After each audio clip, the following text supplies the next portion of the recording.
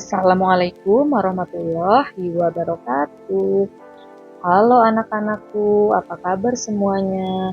Semoga tetap dalam keadaan sehat dan semangat ya. Bertemu lagi bersama Ibu Imaroh dalam proses layanan bimbingan klasikal. Kali ini, anak-anak kita akan membahas tentang materi pribadi mandiri, proaktif, kreatif, dan inovatif. Baik, tujuan dari materi kita hari ini adalah agar peserta didik dapat memahami karakter pribadi yang mandiri, menumbuh kembangkan pribadi yang kreatif dan inovatif, serta mau menjalankan proses dan mencapai jalan menuju kesuksesannya. Kemudian, apa sih yang dimaksud dengan pribadi yang mandiri itu? Jadi, pribadi ataupun karakter yang mampu merencanakan, berperan, bertanggung jawab atas segala keputusan yang diambil di dalam kehidupannya. Adapun pribadi yang mandiri itu memiliki apa saja sih? Yang pertama, di situ ada yang namanya visi. Yang kedua, ada yang namanya misi, dan yang ketiga memiliki target. Jadi apa sih yang dimaksud dengan visi itu? Jadi kalau yang namanya visi itu adalah berisi gambaran besar atau cita-cita jangka panjang di masa depan yang kamu inginkan.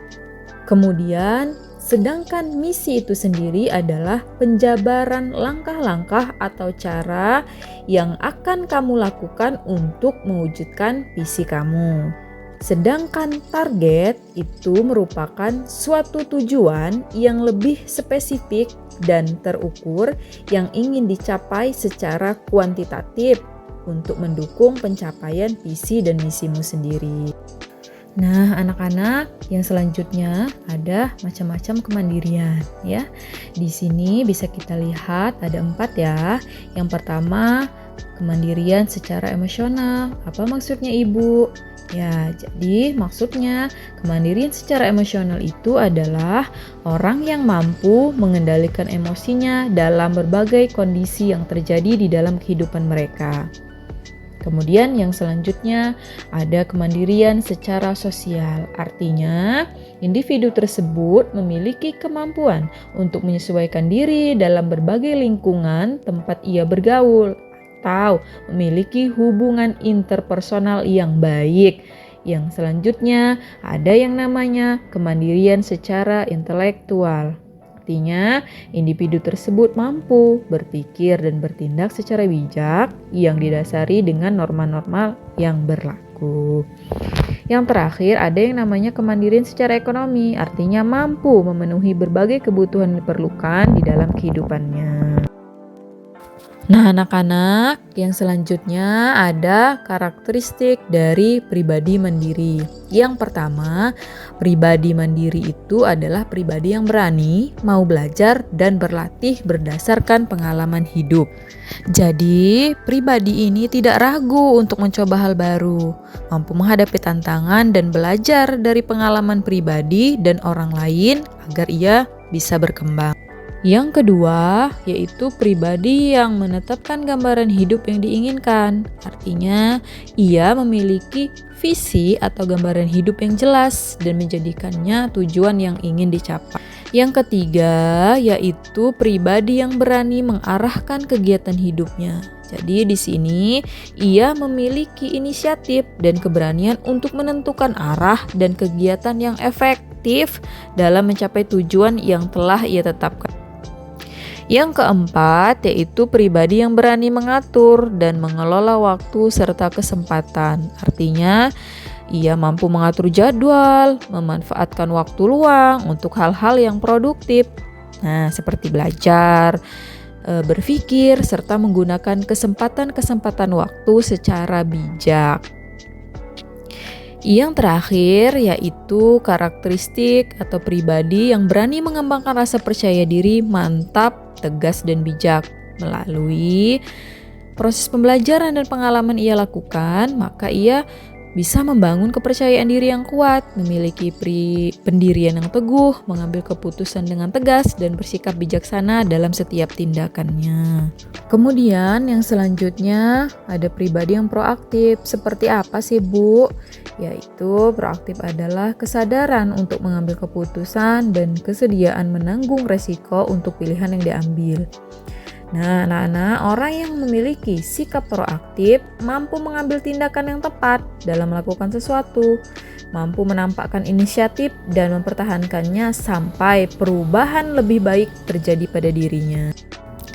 Pada slide selanjutnya, ada ciri-ciri orang proaktif. Seperti apa sih, Bu? Yang pertama yaitu orang yang proaktif itu tidak mudah tersinggung.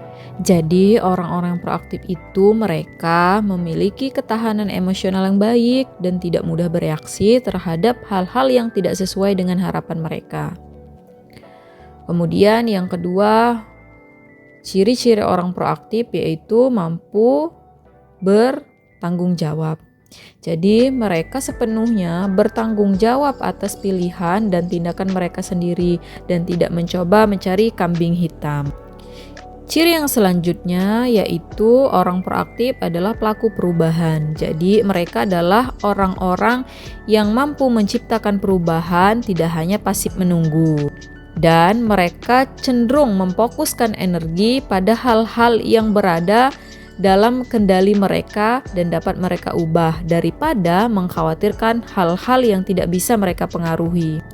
Kemudian, orang proaktif cenderung menggunakan bahasa yang proaktif juga. Jadi, mereka selalu menunjukkan kemampuan dan inisiatif seperti kata-kata saya bisa, saya akan. Karena mereka cenderung berpikir positif dalam setiap keadaan.